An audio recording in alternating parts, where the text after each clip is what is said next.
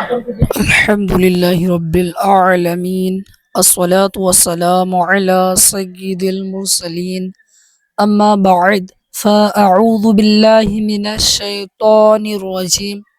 بسم الله الرحمن الرحيم.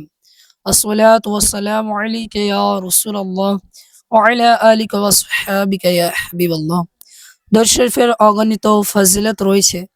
প্রিয় নবী সাল্লাল্লাহু তাআলা আলাইহি ওয়াসাল্লাম ইরশাদ করেন, যে ব্যক্তি আমার উপর একবার দরুদ শরীফ পাঠ করবে তার উপর 10টি রহমত অবতীর্ণ হবে এবং তার 10টি গুনাহ ক্ষমা করে দেওয়া হবে এবং তার 10টি মর্যাদা উচ্চ করা হবে। সাল্লু আলাল হাবিব সাল্লাল্লাহু তাআলা আলা মুহাম্মদ সাল্লাল্লাহু তাআলা। আজকে আমরা উযু সম্পর্কিত কিছু আলোচনা করতে চলেছি। প্রথমে একটা ঘটনা শ্রবণ করে নেব। ঈসা আলা নবিগিনা সাল্লাল্লাহু সাল্লামের যুগ ছিল। এক মহিলা তন্দুরে রুটি লাগালো এবং নামাজের জন্য দাঁড়িয়ে গেল।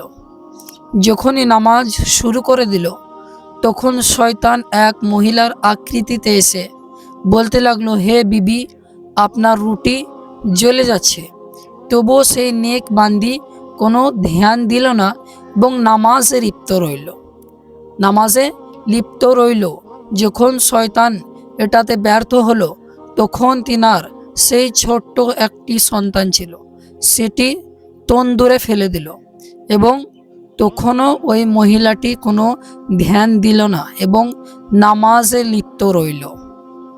যখন তিনার স্বামী ঘরে এলো তখন দেখলো যে সেই ছোট্ট শিশুটি সেই তন্দুরের মধ্যে খেলা করছে।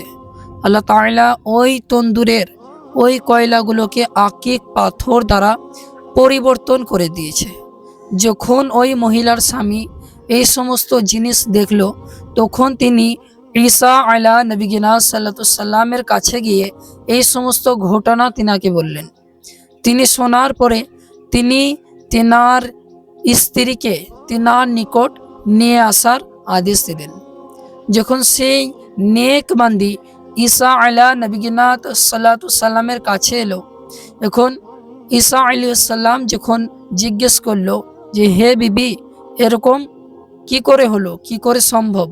তখন সেই নেক বান্দি বলতে লাগলো যে, আমি যখনই আমার উযু ভঙ্গ হয়ে যায় তখন আমি উযু করে নিই, আর যখনই উযু করে নিই তখন নামাজের জন্য দাঁড়িয়ে যাই। আর যেই সমস্ত মুসলমানেরা চাহিদার মধ্যে রয়েছে তাদের আমি চাহিদা পূরণ করি এবং মানুষের কাছে থেকে যা আমি কষ্ট পেয়ে থাকি তা থেকে আমি ধৈর্য ধারণ করে থাকি। প্রিয় ইসলামী ভাইরা, যে কারো চাহিদা পূর্ণ করার অগণিত ফজিলত রয়েছে। এই ঘটনা থেকে বুঝতে পারলাম যে আমরা যখন ইবাদত করব তখন শয়তান ইবাদতে বাধা দেওয়ার জন্য অনেক রকম প্রতারণা করে থাকবে। কেননা শয়তান চায় না যে আমরা ইবাদত করাতে কামিয়াব হয়ে যায়। প্রথমত বান্দাকে শয়তান ইবাদত করা থেকে বিরত রাখে। তো যদিও বা বান্দা নামাজের মধ্যে দাঁড়িয়ে যায় তখনও অনেক ওয়াসওয়াসা দিয়ে থাকে। এটা আপনি নোটিস করে দেখতে পাবেন যে যে সমস্ত জিনিস আমরা ভুলে গেছি যখনই আমরা নামাজের মধ্যে দাঁড়িয়ে যাব সেই সমস্ত জিনিস সব আস্তে আস্তে মনে পড়তে লাগবে। এটা এই কারণেই যে শয়তান আমাদেরকে চায় যে আমাদের নামাজ যেন শুদ্ধভাবে না হয়, আমাদের নামাজ যেন কবুল না হয়। তো অনেক রকম চেষ্টা করে থাকবে, কিন্তু আমাদেরকে ব্যর্থ হলে চলবে না। প্রিয় ইসলামী ভাইরা, আজকে কথা বলতে চলেছি উজুর ব্যাপারে। উজুর 4টে ফরজ রয়েছে। কয়টি ফরজ? উজুর 4টে ফরজ রয়েছে। নাম্বার 1 হচ্ছে মুখমণ্ডল ধুত করা। নাম্বার 2 উভয় হাতের কনুই পর্যন্ত ধুত করা, অর্থাৎ 2 হাতের এই কনুই পর্যন্ত ধুতে হবে। নাম্বার 3 4 ভাগের 1 ভাগ মাথা মাসেহ করা। আর নাম্বার 4 উভয় পায়ের টাকনু পর্যন্ত ধুত করা। এবার মুখমণ্ডল কাকে বলে? মুখমণ্ডল হচ্ছে চিবুক থেকে নিয়ে যেখানে চুল গজায় সেখান পর্যন্ত এবং এক কানের লতি থেকে আরেক কানের লতি পর্যন্ত এই পুরাটাকে মুখমণ্ডল বলা হয়। তো এটা ধোয়া হচ্ছে ফরজ। কিছু মিস্টেক এখানে হয়ে থাকে যে সামান্য পরিমাণ পানি নিয়ে মুখে মারে এবং কিছু অংশ শুকনো থেকে যায় এবং তারপরে পানি বুলিয়ে মাসাহ যদি করে নেয় তাহলে এভাবে উজু হবে না। কেননা কমসে কম 2 ফোঁটা পানি প্রবাহিত করতে হবে। যদি শুকনো থেকে যায় তাহলে পানি নিয়ে আবার ভিজাতে হবে। যদি শুধু হাত বুলিয়ে মাসাহ করে নেন তাহলে আপনার উজু হবে না।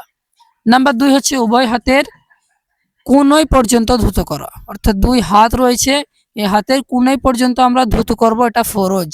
মুস্তাহাব হচ্ছে একটু উপরে ধুয়ে নেওয়া আর একটু করে বেশি ধুয়ে নেব। নাম্বার 3, 4/1 মাথা মাসাহ করা, অর্থাৎ যদি আপনি পুরা মাথা মাসাহ করেন এটা সুন্নত আদায় হয়ে যাবে, ফরজ আদায় হয়ে যাবে, কিন্তু 4/1 মাথা মাসাহ করতেই হবে কমসে কম। নাম্বার 4, উভয় পায়ের টাকনু পর্যন্ত ধুতো করা হচ্ছে ফরজ আর একটু উপরে ধুয়ে নেওয়া মুস্তাহাব। প্রিয় ইসলামী ভাইরা, তো এটাই হচ্ছে উজুর 4টে ফরজ যেটি আমাদেরকে মনে রাখতে হবে। আর জান্নাতের চাবি হচ্ছে নামাজ, আর নামাজের চাবি হচ্ছে উজু। যদি আপনার উজু সঠিক না হয় তাহলে আপনি যদি 100 রিকাত নামাজ পড়ে নেন তাহলে আপনি নেকির পরিবর্তে গুনাহা পাবেন। কেন? কেননা আপনার উজুই করেননি আর নামাজ পড়ে নিয়েছেন। প্রথমত, যেরকম করে আমাদের প্রতি নামাজ ফরজ করা হয়েছে, অনুরূপ ইলমে দ্বীন শেখাও আমাদের প্রতি ফরজ করা হয়েছে। কেননা যদি আপনি ইলমে দ্বীন না শিখেন তাহলে আপনি কোনো ইবাদতই করতে পারবেন না। যদি আপনি নামাজ নাই জানেন, যদি স্টেপ নাই জানেন, কিভাবে রুকু করতে হয়, কিভাবে সিজদা করতে হয়, কিভাবে কিরাত পড়তে হয়, তাহলে আপনার নামাজ কিন্তু হবে না। আর যে ব্যক্তি নামাজ শিখতে থাকবে আর শেখার সাথে সাথে নামাজে পড়বে, যদি নামাজে ভুলও হয়ে থাকে তাহলেও ওই ব্যক্তি নামাজকে কবুল করা হবে। সাল্লু আলাল হাবিব সাল্লাল্লাহু তাআলা আলা মুহাম্মদ সাল্লাল্লাহু তাআলা আলাইহি ওয়াসাল্লাম। প্রিয় ইসলামী ভাইরা, পরের ভিডিওতে ইনশাআল্লাহুল করিম নামাজের প্র্যাকটিক্যাল শেখানোর চেষ্টা করব ইনশাআল্লাহ। আপনারা অবশ্যই ভিডিওটা শেষ পর্যন্ত দেখবেন। সাল্লু আলাল হাবিব।